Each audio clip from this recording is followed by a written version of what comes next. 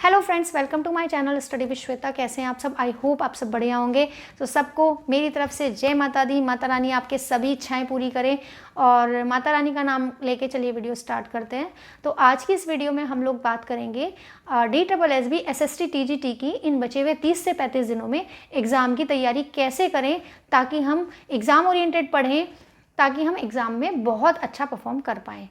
तो देखिए, इस वीडियो को देखने वाले दो टाइप के लोग होंगे। एक वो जिन्होंने अपनी तैयारी ऑलमोस्ट उनकी कंप्लीट है या हो गई है और वो सिर्फ रिवीजन मोड में है, और दूसरे वो जिन्होंने अभी तैयारी शुरू नहीं की है या फिर कुछ टाइम पहले शुरू की थी, फिर बीच में बहुत लंबा ब्रेक हो गया। तो दोनों के बारे में बात करेंगे। लेकिन दोनों में सबसे ज़रूरी क्या है? एक तो आपके पास सिलेबस होना चाहिए और दूसरा एनसीईआरटी और सिलेबस से आप दोनों ही लोग नहीं भाग सकते। फर्स्ट कैटेगरी वाले लोग, हाँ ये है कि वो रेस में काफ़ी आगे हैं क्योंकि उन्होंने अपना सिलेबस का एक बहुत बड़ा हिस्सा कंप्लीट कर लिया है। अब वो PYQ पर शिफ्ट हो सकते हैं क्योंकि उन्हें अपने आप को इवेल्युएट करना है कि हमने जो पढ़ा है हम कहाँ स्टैंड कर रहे हैं और कितना हमें और पढ़ने की ज़रूरत है। PYQ करने से हमें पता चलता है कि जो एग्ज़ाम कंडक्टिंग बॉडी है, जो आयोग है, वो किस तरीके से क्वेश्चन पूछता है, कौन से टॉपिक उसकी नज़र में हॉट टॉपिक हैं, उसके क्वेश्चन पूछने का तरीका कैसा है। एक तो हम ये जान पाते हैं। दूसरी चीज़, हम अपने आप को इवेल्युएट कर पाते हैं कि जो हमने पढ़ा है क्या हम सही दिशा में पढ़ रहे थे। हमने पढ़ तो लिया, हमने फ्रेंच रेवोल्यूशन अच्छे से पढ़ लिया, पूरा का पूरा चैप्टर कर लिया, लेकिन हम क्वेश्चन सॉल्व करने बैठ रहे हैं तो हम कुछ जो छोटे मोटे क्वेश्चन हैं उसको तो हम सॉल्व कर पा रहे हैं, लेकिन उसके आगे जो एग्जामिनर ने थोड़े से भी क्वेश्चन को घुमा के पूछा है तो हम वहाँ अटक जा रहे हैं। तो ये सारी चीज़ें हम PYQ में अपने आप को इवेल्युएट कर पाते हैं अच्छे से।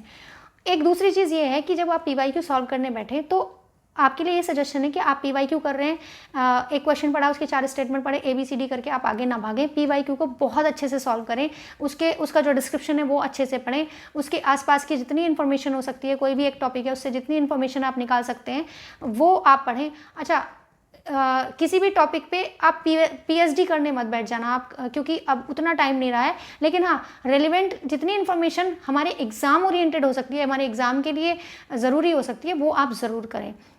ABCD करके भागने से PYQ करने का कोई जो है फ़ायदा नहीं है।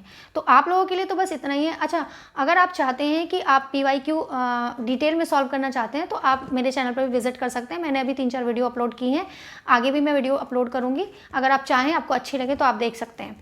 अच्छा, अब बात करते हैं दूसरे लोगों के बारे में जिन लोगों ने अभी तक पढ़ाई शुरू नहीं की है या बहुत पहले शुरू की थी। क्योंकि क्या हुआ था, DSSB का जो एग्ज़ाम है वो यूजुअली जब से फॉर्म फिलिंग होता है उससे 3-4 महीनों के अंदर कंडक्ट करा लिया जाता है। लेकिन इस बार सिचुएशन थोड़ी सी डिफरेंट थी। इस बार ये एग्ज़ाम जो है ये जो फॉर्म है ये निकला था, आई थिंक जनवरी फरवरी में निकला था ये फॉर्म 2024 में, अगर मैं गलत नहीं हूँ।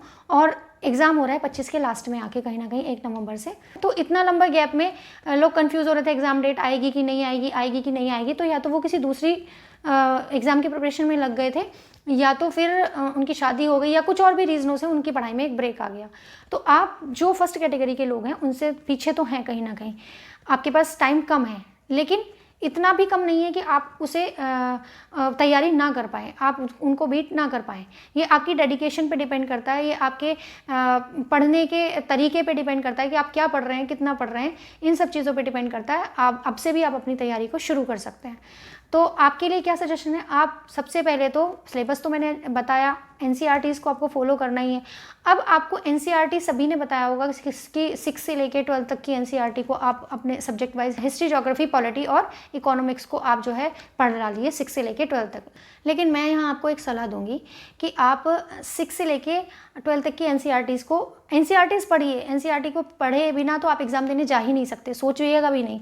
लेकिन 6 से लेके 12 तक की NCERT आप सारे सब्जेक्ट की पढ़ें, इतना टाइम भी आपके पास नहीं है क्योंकि NCERTs बहुत वास्ट हैं, उसमें बहुत सारी इन्फॉर्मेशन है। तो मैं आपको यहाँ ये सलाह दूंगी कि आप जो है 9th और 10th की तो बहुत अच्छे से करिए। उसमें भी आप सेलेक्टिव हो सकते हैं, वो मैं आगे बात बताऊँगी आपको। और 6 से लेके 8 तक जो टॉपिक आपके सिलेबस से मैच कर रहा है वहाँ पे आप चले जाइए। 11-12 में जो टॉपिक मैच कर रहा है वो सिर्फ वो चैप्टर आप रीड करिए, क्योंकि अभी आपके पास उतना टाइम नहीं बचा है। और आप फिर अपने आप को इवेल्युएट करिए PYQ के थ्रू।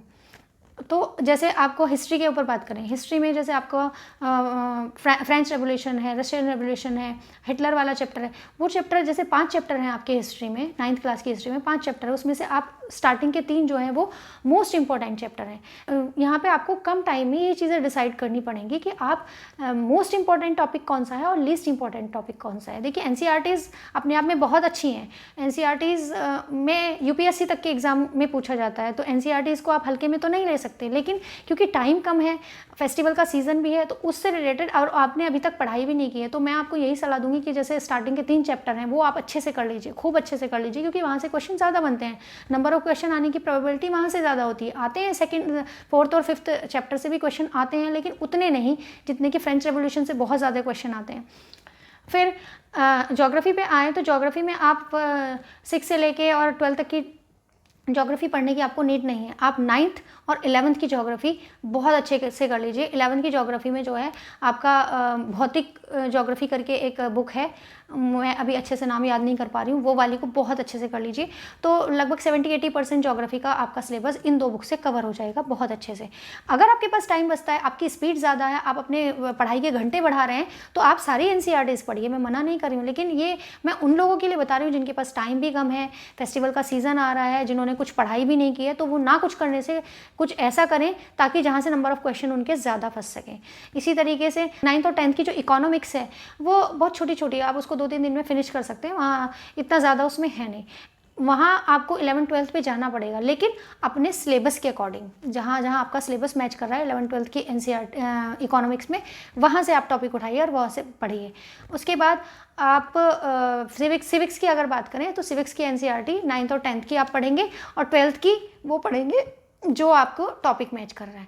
तो इस तरीके से मैंने आपको शायद थोड़ी सी हेल्प की हो। और हाँ, अगर आप पीवाईक्यू मेरे साथ करना चाहते हैं तो मेरे चैनल पे प्लेलिस्ट बनाई हुई है मैंने, आप वहाँ पे कर सकते हैं। आपको पीवाईक्यू करने से खुद ही पता चल जाएगा कि आप किस तरीके से आपको पीवाईक्यू पढ़ना है। तो फ्रेंड्स, आप मुझसे किस तरीके की हेल्प चाहते हैं, मैं अलग अलग सब्जेक्ट पे अलग अलग टॉपिक वाइज वीडियो बनाऊं, या फिर पीवाईक्यू सीरीज़ जिस तरीके से आप मेरे चैनल पे देख सकते हैं वो करूं, आप कमेंट करके मुझे ज़रूर बताइएगा। जल्दी मिलते हैं नए वीडियो में। Thanks for watching.